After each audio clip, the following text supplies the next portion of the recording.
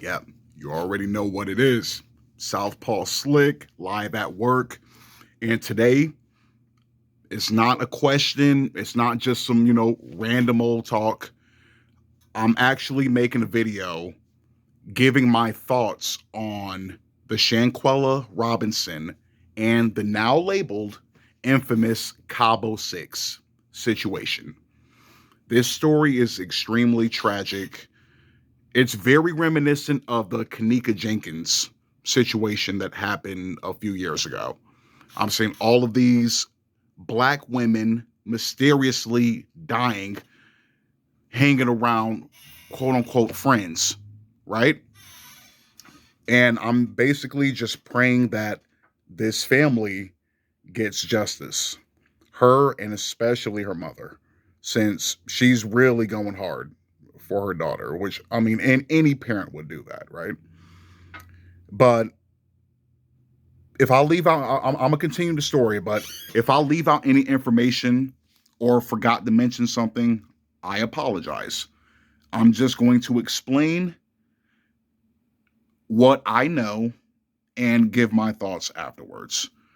Um, I've been keeping up with this story for the past week or so, continuing to do so because I want to know what the fuck really was the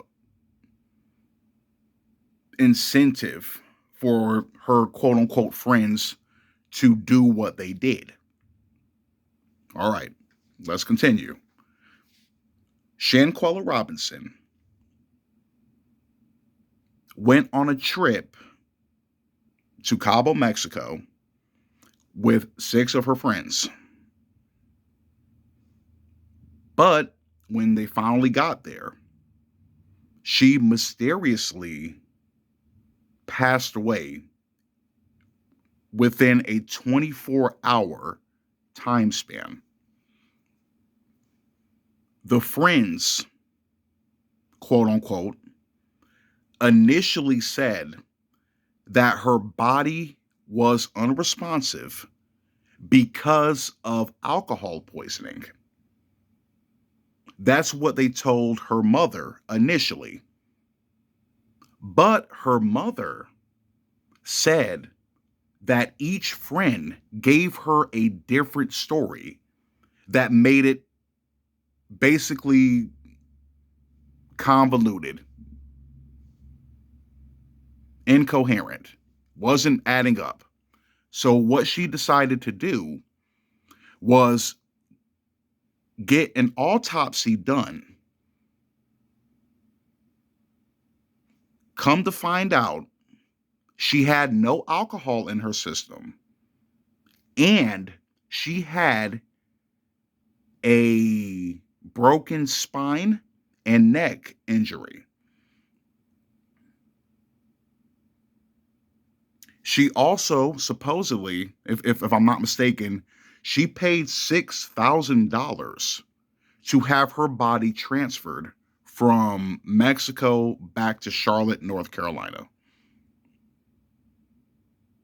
And the funeral took place, and that's all out the way. However, the investigation, thankfully, is still going on. Now, this is the crazy part of the story.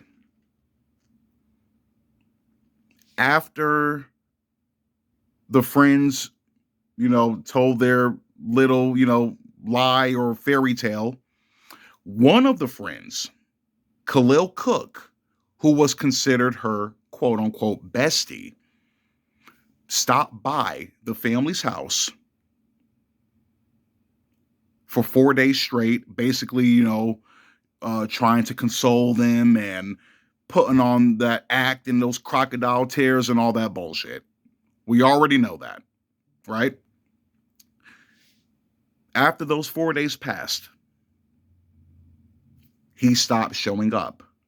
Why? Exactly. Because the mother got the autopsy done. After she got the autopsy done, he stopped showing up completely.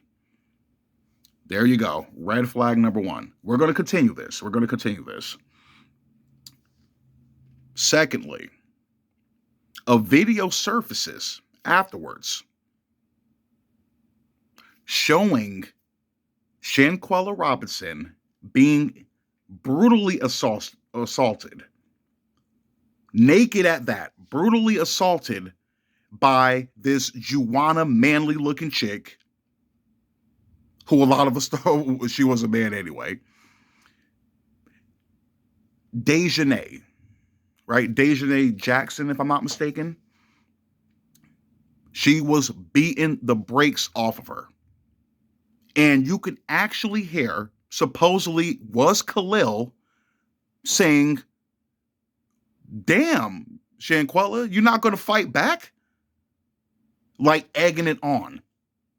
You can clearly hear her say no. There was another hand in the video, a distinctive light-skinned hand, which we can already match it up to another girl named Winter. That's the only light-skinned chick there. This is important. Just bear with me. Both of them stood back, did nothing. That's the first video that surfaced. Now, my issue with this video is not only the fact that she was naked. That was already, like out of line. My biggest issue with the video is with Khalil standing back, letting the shit happen, clearly knowing she wasn't going to do anything back. Your pussy ass sits back and does nothing. You don't try to stop the fight whatsoever. You're going to let your quote unquote bestie get rocked just because. That's what pisses me off. More than likely, he's the one that leaked the video.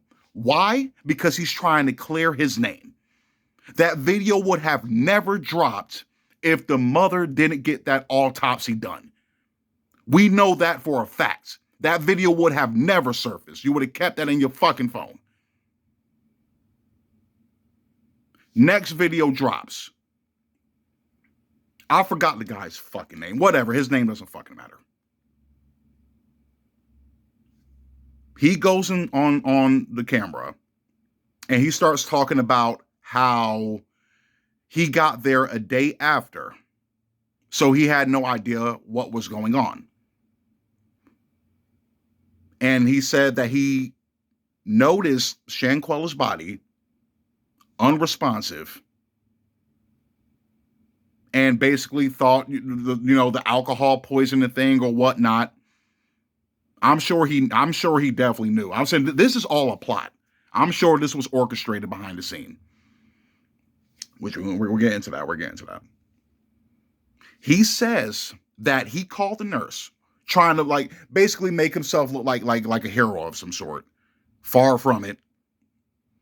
He says that he called the nurse to check on her body.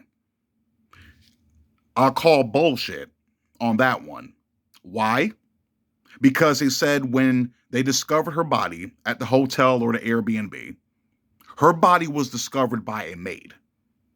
I don't know how Mexico's medical system works or whatnot, but don't you think if a nurse really was called to the scene at hand and noticed that her body was unresponsive, that they would have taken her to the hospital? Red flag number 2. Next, another video surfaces. It's a video of Shanquella, trying to hype up the situation. You can tell she was a very energetic, enthusiastic person. You guys ain't coming out, you ain't gonna have no drinks with me or whatnot. Like I'm saying, I'm just paraphrasing. All of them back there, they were plotting and scheming, because as soon as she walked in the room, they were given this weird look, like she was interrupting or being an annoyance or somewhat. Like they were bothered by her presence. All 3 of these videos are red flags. Like I'm saying, anything done in the dark is going to come into light. And I'm glad that it's slow. I mean, I'm not glad that it's slowly coming. I mean, it'd be nice if it was a little bit faster, but we're getting some information. We are getting some information.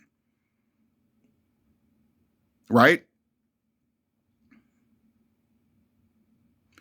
Recently, this is the information that I got yesterday. Well, for one, all of them deactivated their social media accounts out of guilt. That guilty conscience is kicking in, right? Supposedly, Dejanay, the Juana Man chick, she's hiding in Connecticut, right? Which is crazy because I'm from Connecticut and moved to North Carolina. North Carolina to Connecticut. Would you look at that? But anyway, all of them are in hiding. And supposedly, the reason why they got her to come to Mexico, other than the fact that they were just trying to get a free ticket. I'm saying free flights, paid Airbnb, probably funded the whole fucking trip or would have. That was the main incentive. They wanted to get her over there so they can do what they did without repercussion. So they can do what they did with impunity. No worry whatsoever. So they figured going across the border was going to give them a pass. Thankfully, it doesn't work that way. Thankfully. Supposedly, they got her over there because they were scheming on taking $10,000 from her and her credit card information. I don't know if this is true or not. I got this from a YouTube video, but I do believe so. I do believe so that money was definitely the main incentive for them to do what they did. And that really irritates me that you would stoop that low and kill a quote unquote so-called friend just for $10,000, even if it was $1 million. You're going to take somebody's life. And the main thing is with this Khalil guy. Look at this shit. I said my supervisor. It's crazy. We have a 1982 Atari 2600 Frogger. The condition on this is a WADA 9.6, so pretty high grade. Mm-hmm. Let's take a look at one of the original iconic video games from the early 80s. See the back of the packaging here with graphics from the game. Okay. So Frogger in this condition is worth about $1,000 to $2,000 factory sealed. $1,000 to $2,000. That's about right. That's But yeah, we were just getting a video game price check. But anyway, back to the Shanquella Robinson story. I'm saying with this Khalil guy, supposedly he's been around since 2014. People have been researching this guy like crazy. Thankfully, shout out to everybody doing so. And the way this guy talks, it's like, like big money and boss lady and, oh, you're going to put me on your payroll and all that. Women already know these are red flags. If you hear a man talking like that, oh, you big money, oh, you boss lady, you already know he's a fucking bum, right? Another thing, this guy recently took out a PPP loan for $20,000 and he has no fucking business of his own. But you wearing fucking Gucci shoes and Gucci fucking belts and all that shit. This guy has been around the family for years. Even the mother said that he's been on family trips with them. Like, like he was like her bestie. That was like, they were like this, supposedly. And then his faggoty ass, excuse my French, ironically, his pussy ass, makes up a post. This is around the time where she first, like after they got back from the trip and they told her about, or told the mom about alcohol poisoning. He puts up a post on Facebook, this RIP post, and it's mostly filled with ego. I mean, talking about money or getting the G wagon and all that shit. It's like the whole fucking post was about money. So it doesn't shock me that was the main reason why they did what they did to her. You know what I mean? Like I said, I want to talk about this a little bit more, but break is about to end. But on a final note, I'm just praying that this family gets justice. Everybody finds out what really happened. That's the one thing I left out with the winner chick. I said the winner chick is significant because supposedly there's a video of her body slamming Shanquella Robinson. And that's what caused the neck and back injury or spinal injury. And like I'm saying, I'm telling you, these people piss me the fuck off. I'm telling you right now, like I'm irritated. I'm genuinely irritated. You get what I'm saying? That's why I felt the need to talk about this shit. I'm genuinely irritated. Another black woman dead for fucking money or no reason, even worse. You get what I'm saying? Like, come on, man. Like I said, I'm just praying that this family gets justice. We find out what really happened, and I hope all fucking 6 of them get charged with something. Even the ones that didn't commit the murder itself, they should get charged. They should get charged as an accomplice or something. Involuntary manslaughter, something. I said they can't be getting off scot-free like this. And like I said, all 6 of them are in hiding because they plotted this shit. But like I said, I gotta get back to work. So Southpaw Slick, I'm out.